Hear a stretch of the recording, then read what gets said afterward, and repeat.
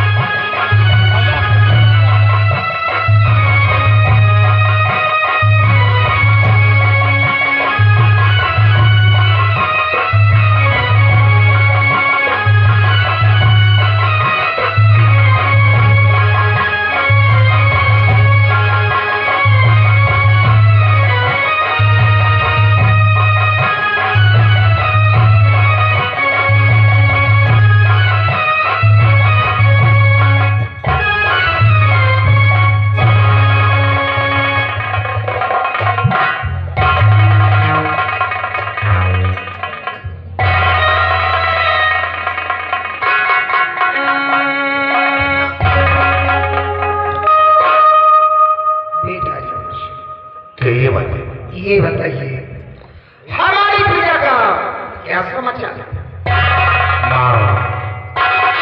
आपके श्रीनगर की प्रजा आपके शासन काल से अति प्रसन्न है। बातें किसी प्रजा को दुख और तकलीफ ऐसा क्यों होना चाहिए? हमारी प्रजा को किसी प्रकार की तकलीफ नहीं होनी चाहिए। अगर हमारी प्रजा को किसी प्रकार की तकलीफ हुई तो समझ लो मुझे तकलीफ नहीं। प्रजा की हर परेशानी को दूर करना ये हम लोगों का परम कर्तव्य है। आप इसीलिए बेफिक्र रहिए मत। बहुत है। लेकिन बेटा आज काफी दिन हो चुके हैं लेकिन सीमा शहर का कोई समाचार नहीं मिला। इसलिए तुम सेनापति अमर सिंह को राय दरबार में तत्काल बुलाया गया। सिपाही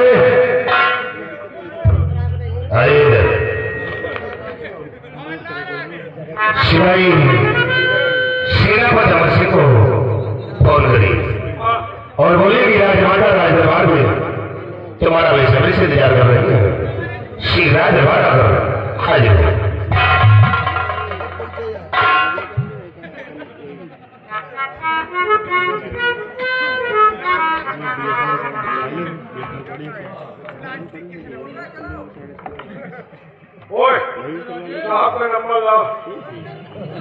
साहेब का नंबर तुम्हारे कहा तो सुबह लेकर के दिया था नंबर।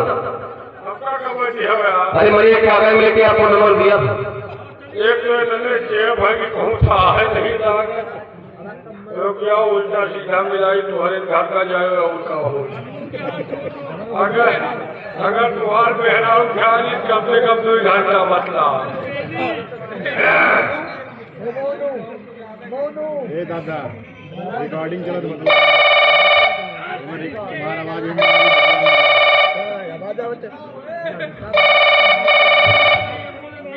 सुनो जा हमारा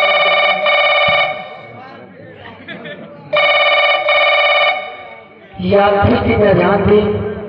गाड़ी संख्या 0211 0535 वापसी चलकर रावली के रास्ते दिल्ली को जाने वाली पद्मावत एक्सप्रेस अपने निर्धारित समय 7:25 पे जा रही है।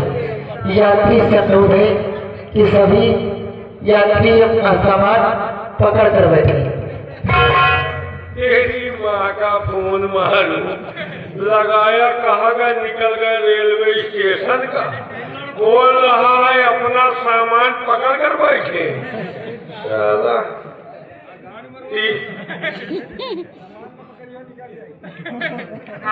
यार तुम्हें से कह दिया फातुए बनाए रहे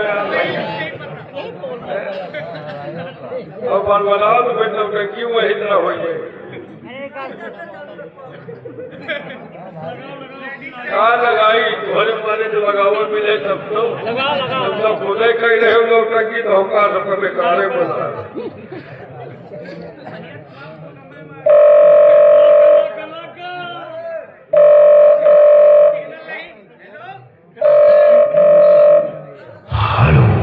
हेलो, हाँ कौन? मैं राज दरबार से सिपाही बोल रहा हूँ। आप कौन? जय साहब। साहब आपको राजमाता राज दरबार में याद किए हैं। आप जितनी जल्द हो सके राज दरबार में आकर हाजिर हो। आपको किसी आवश्यक कार्य से बुलाया गया है। क्या कोई आवश्यक कार्य? जी साहब। राजमाता से बोल दो मैं बहुत जल्द दरबार पहुंच रहा हूँ। ओके सर, अपने सरकारी हेलीकॉप्टर से आइएगा, बहुत जल्द बुलाएगा। Okay sir. राजमाता जी, सेनापति बहुत जल्द हेलीकॉप्टर से आ रहे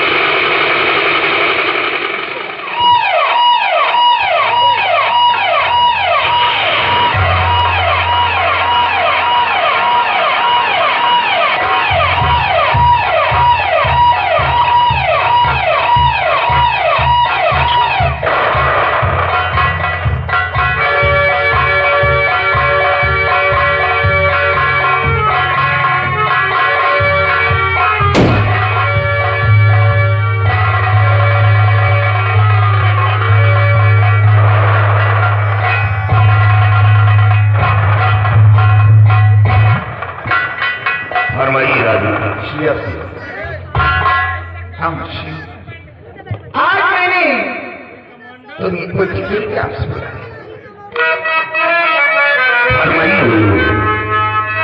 सीमा पर क्या हो रहा बतलाओ तक।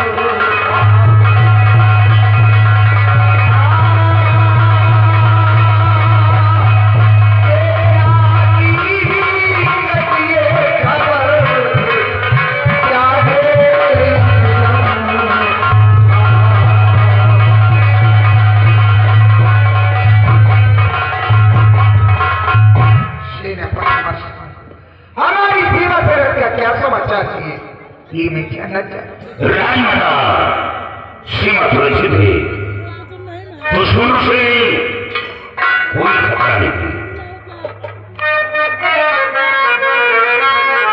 और सीमा सीमा पर है आपकी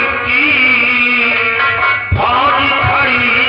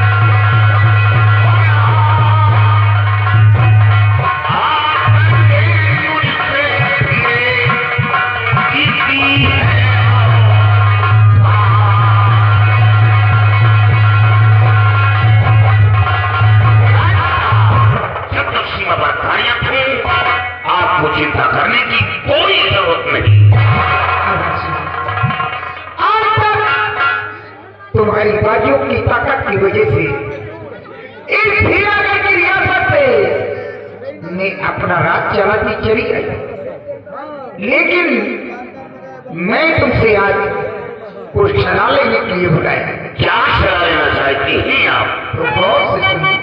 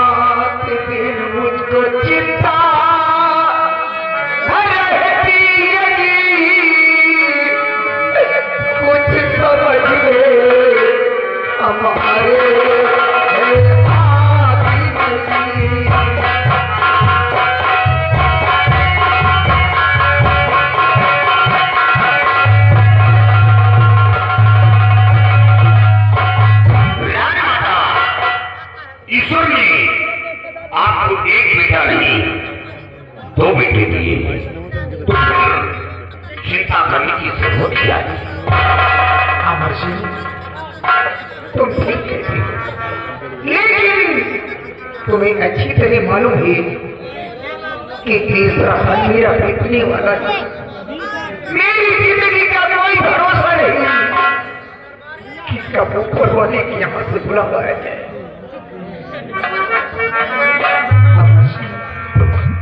अमर सिंह,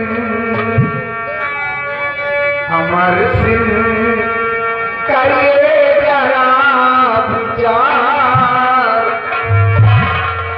अमर सिंह करिए जरा विचार, ताज पर किसका हो अभी।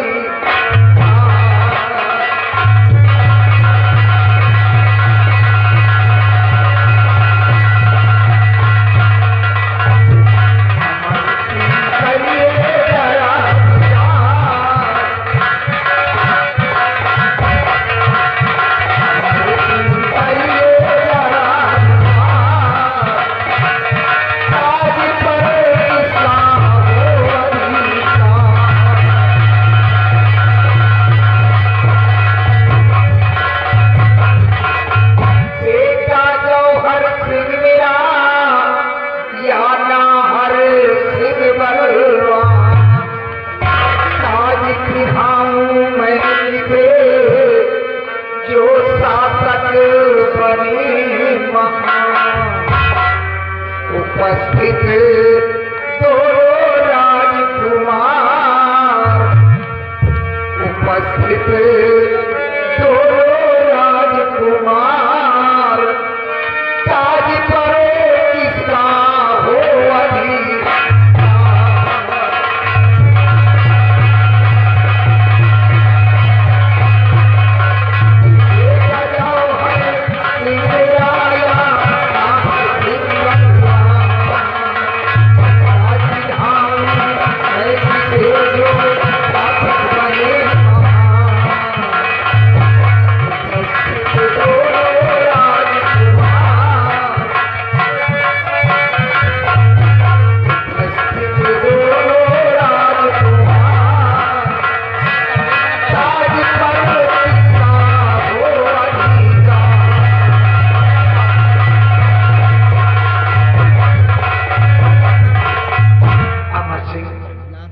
तुम जानते हो कि ईश्वर ने मुझे दो बेटे दिए। इसी बात का मुझे गम है कि किस बच्ची को यहाँ का शहंशाह बनाऊं और किसी यहाँ का महामंत्री बनाऊं। राजमाता, ये फैसला तो आप स्वयं कर सकती है, इतनी मेरी क्या आवश्यकता है? अमर सिंह, तुम ठीक कहते, लेकिन तुम्हें अच्छी तरह मालूम है कि तुम आज के नहीं मेरे स्वामी जी के जमाने के सेनापति। मेरे स्वामी जी जो भी कार्य करते थे बगैर तुम्हारे सलाह के एक भी कदम आगे नहीं बढ़ते। इसलिए मेरा हुक्म है कि जैसा तुम सलाह दोगे तुम्हारी सलाह के मुताबिक वैसा मैं भी करूं। राजमाता, ये तो आपकी महानता है जो हमें इस योग समझा, लेकिन हमें अफसोस इस बात का है कि कहीं मैं अपना फैसला सुनाऊं और आपके बच्चों के अंदर कोई ठेस पहुंचे। जो कुछ तुम फैसला करना चाहते हो बेनियर होकर बेखौफ होकर फैसला कीजिए, क्योंकि मेरे दोनों बच्चे पढ़े लिखे और समझदार भी हैं। जैसा तुम फैसला करोगे तुम्हारे हुक्म का पालन होगा। सेनापति, आज से नहीं मेरे पिताजी के जमाने के सेना नायक है, और आप इसी तरह से जानते हुए हैं कि पिता के न रहने के बाद ताज और तख्त का हक किसे बनता है, ये तो आप अच्छी तरह से जानते हैं। तो फिर मान अपना फैसला सुना दिया है, अब आप अपना फैसला सुनाइए कि आपका फैसला क्या है। राजकुमार, आप ठीक नहीं, लेकिन हमें यह देखना है कि इसके अंदर कितनी बड़ी काबिलियत है। यहाँ छोटे बड़े का सवाल नहीं। राजमाता, ये मुझ पर यह फैसला किया है कि जैसा आप कहेंगे मिसाल, तो मैं अपना फैसला सोच समझ कर करूंगा। तो फिर करिएगा अपना फैसला कि आपका फैसला क्या है। ठीक है, आप तशरीफ रखिए। रानी जी सुनिए मेरा विचार, रानी जी सुनिए मेरा विचार, ताज पर नाहर तारी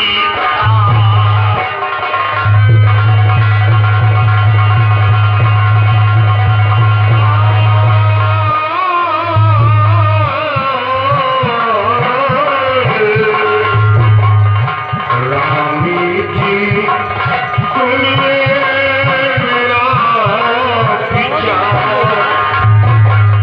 ताज पर नाहर तारी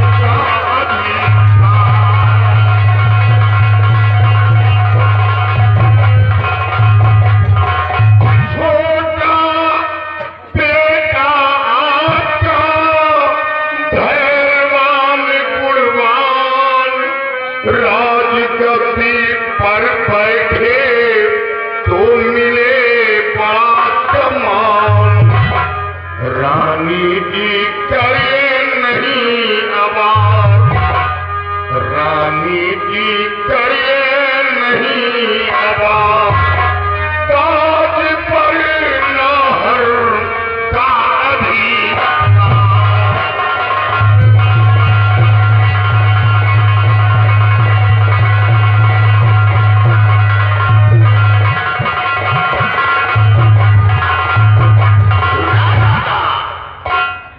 आप अपने छोटे बेटे को यहाँ का शहंशाह बनाए। रही बात मंत्री का पद, तो आप अपने बड़े बेटे को यहाँ का महामंत्री बना दें। ऐसा करने से यहाँ की आवाम खुश रहेगी।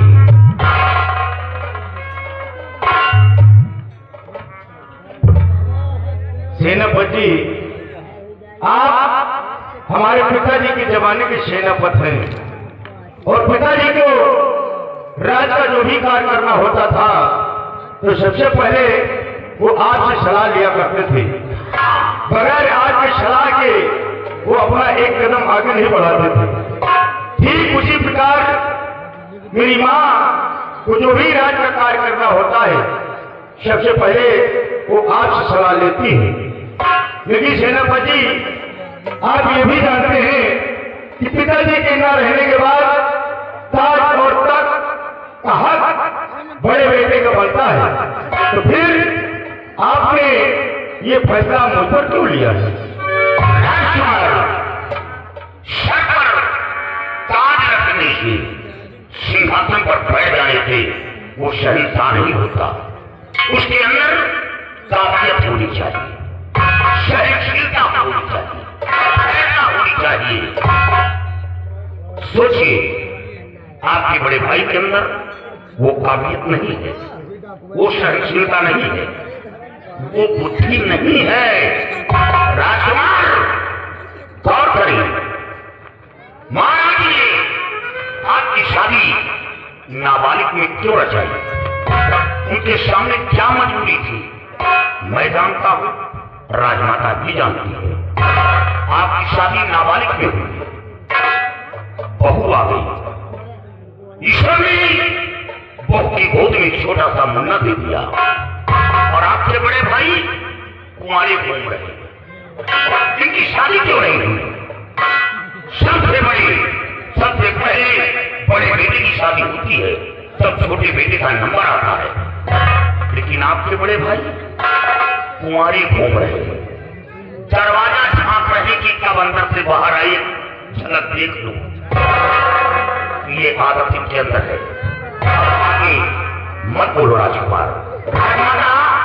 मैंने अपना फैसला सुना दिया, आगे मर्जी आपकी है, जो चाहे सो करें, दोनों बेटे आपके हैं।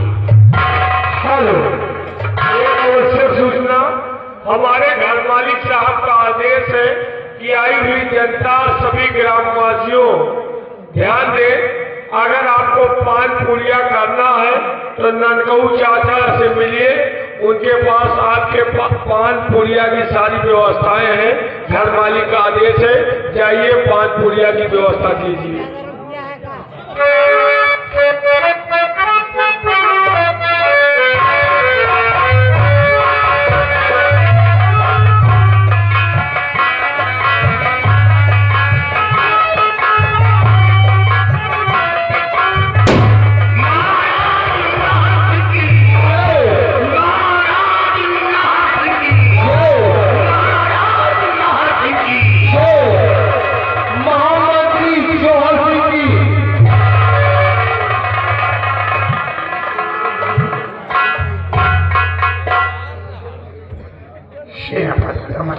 राजमाता जाओ अपनी बगली पे आराम कीजिए। जब भी मुझे जरूरत पड़ेगा मैं तुम्हें फिरूंगा। आपका हुक्म शरण।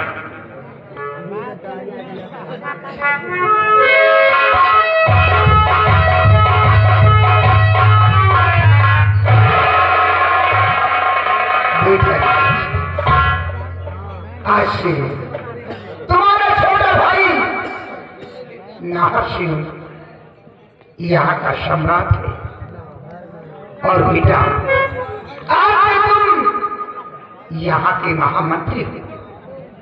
इसलिए मेरा हुक्म है कि आज से तुम अपने छोटे भाई नाहर सिंह के हुक्म का पालन करना और रियासत की देखभाल करना, ये तुम्हारी जिम्मेदारी होगी। और भाई मेरे बड़े बेटे जौहर सिंह के साथ ड्यूटी पे अच्छी तरीके से तुम भी तैनात है। मेरी प्रजा को किसी प्रकार की तकलीफ न होने पाए, ये तुम लोगों की जिम्मेदारी होगी। और इसी जगह राज दरबार का मेन गेट बंद कर दो।